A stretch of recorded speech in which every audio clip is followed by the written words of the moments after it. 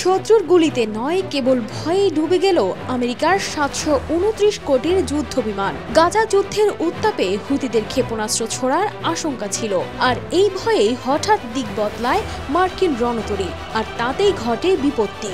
হ্যাঙ্গারে রাখা super Hornet পিছলে গিয়ে গড়িয়ে পড়ে গেল লাল সাগরের অতলে। যুদ্ধের ময়দানে শত্রুর গুলি লাগেনি, তবু যেন ভয়ে কুপকাত হয়ে মার্কিনরা হারালো বিশ্বের অন্যতম দামি যুদ্ধ বিমান। এই এক দুর্ঘটনায় শুধু কোটি টাকার সম্পত্তি নষ্ট হয়নি, যেন বড় ধাক্কাও খেল যুক্তরাষ্ট্র।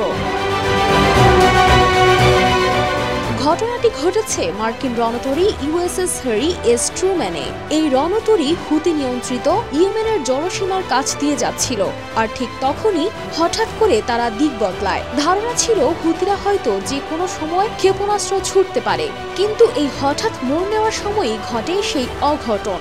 যুদ্ধবিমানটি তখন হ্যাঙ্গার ডেকে রাখা ছিল, উড়ছিল না। সামান্য অসতর্কতায় পিছলে গিয়ে সোজা পড়ে গেল সাগরের তলদেশে। পাইলট কেউই ছিল না, তবে একজন নাবিক হালকা আঘাত পেয়েছেন বলে জানিয়েছে মার্কিন নৌবাহিনী। এই সুপার হর্নেট, যার দাম $60 মিলিয়ন, বাংলাদেশি টাকায় যা প্রায় ৭২৯ কোটি টাকা, তাও কোনো যুদ্ধক্ষেত্রে নয়, বরং নিজেদের ভয়ের কারণে হারাতে হলো।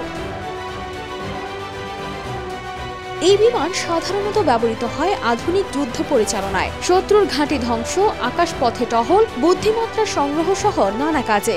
অথচ এত দামি একটি প্রযুক্তি হারিয়ে গেল কোনো গুলি কিংবা হামলা ছাড়াই। তবে এটাই প্রথম নয়, এর আগেও ঠিক একই রণতরী থেকে আরেকটি সুপার হর্নেট হারিয়েছিল আমেরিকা। এবার নিয়ে দ্বিতীয়বার, আর দুইবারই শত্রুর গুলির বদলে ভয় আর ভুলের খেসারত দিতে হয়েছে যুক্তরাষ্ট্রকে। এই ঘটনায় শুধু অর্থনৈতিক ক্ষতি নয়, মান সম্মানেও যেন ধাক্কা খেল আমেরিকা। যুদ্ধের জন্য তৈরি একটি দেশের যুদ্ধবিমান যদি নিজেরাই সামলাতে না পারে, তাহলে সেই দেশের যুদ্ধের প্রস্তুতি নিয়েও প্রশ্ন উঠছে। News desk, RTV।